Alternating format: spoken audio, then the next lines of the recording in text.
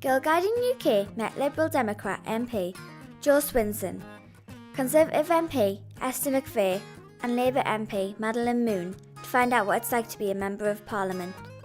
I'm Jo Swinson. I'm the Liberal Democrat Member of Parliament for East Dunbartonshire, which is just outside of Glasgow. I'm Madeleine Moon. I'm the MP for Bridgend in South Wales. My name is Esther McVeigh and I'm MP for Wirral West.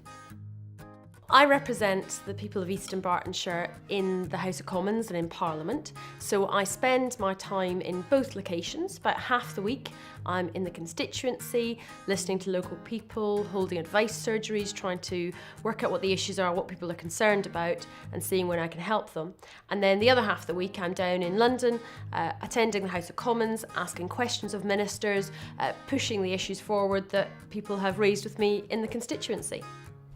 It starts early, so literally the minute you're awake, you're clicking on your phone and you're checking what the papers are saying.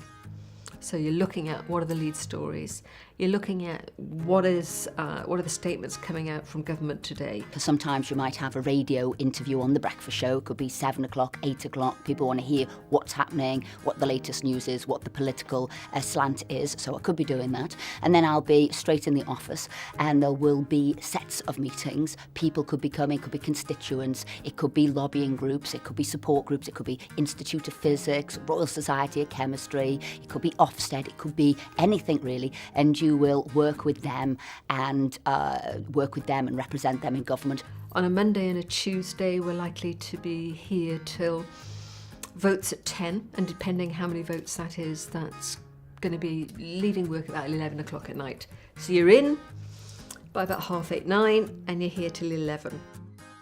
So they're long working days.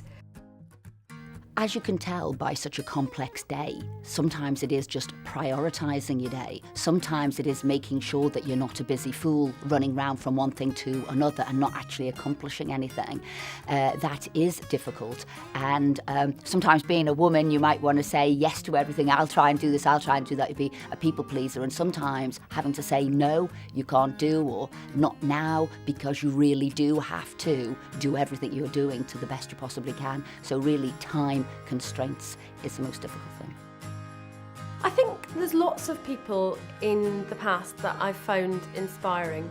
So at school, for example, I had teachers who, I still recall. There was my English teacher who encouraged me to get involved in debating and having a good argument. Also looking at the business world, sadly she's no longer with us, but I was very inspired by Anita Roddick, who founded The Body Shop and showed that you can be involved in business but also do so ethically. And then in politics, I think people like Shirley Williams are just a wonderful example of how you can, be wise and principled and make a real difference. And she's well into her 80s now and she's still making a real difference in the House of Lords. Without doubt, the woman who inspired me growing up was a lady called Rose Heilbron, and she went to my school and she was the first woman ever to get a first in law, the first woman to get the highest grades in the bar exams, first woman to become AQC and lead in a murder trial.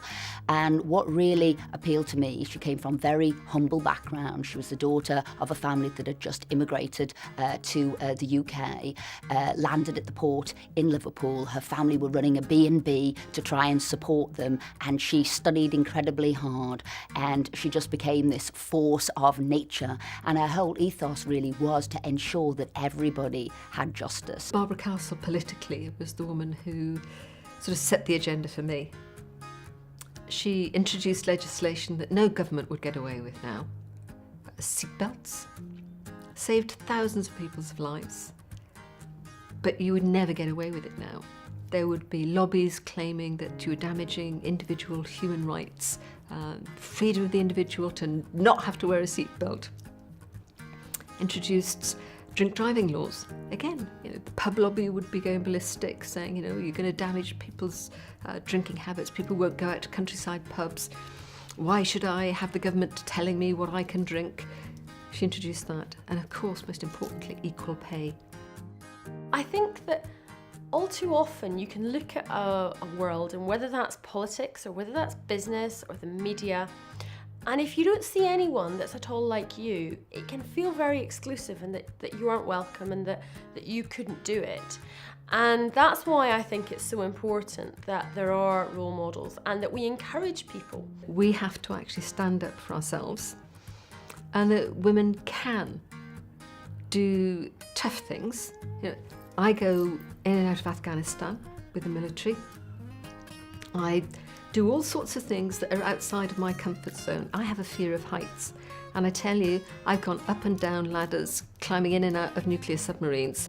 I've done a lot of research on this subject, girls' role models, and I specifically did the research on Merseyside, where I discovered that half the number of girls from Merseyside end up setting up in business, and double the number of girls from Merseyside end up on benefits. And that wasn't because they didn't have the grades and exam results. That wasn't because they didn't have the wherewithal or the personality or any of these things. It was because they didn't have role models, so they just didn't see what opportunities were out there. And without seeing what is out there, you don't really know what to reach out for.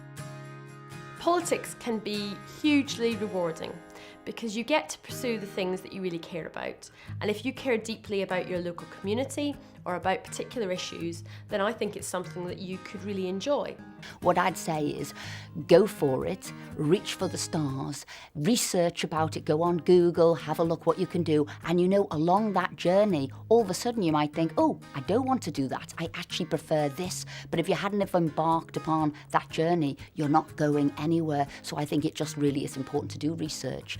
Maybe find somebody who is doing the job you want to do, read about their life story, read about their knockbacks and things that they've thoroughly enjoyed, and just go on that journey yourself.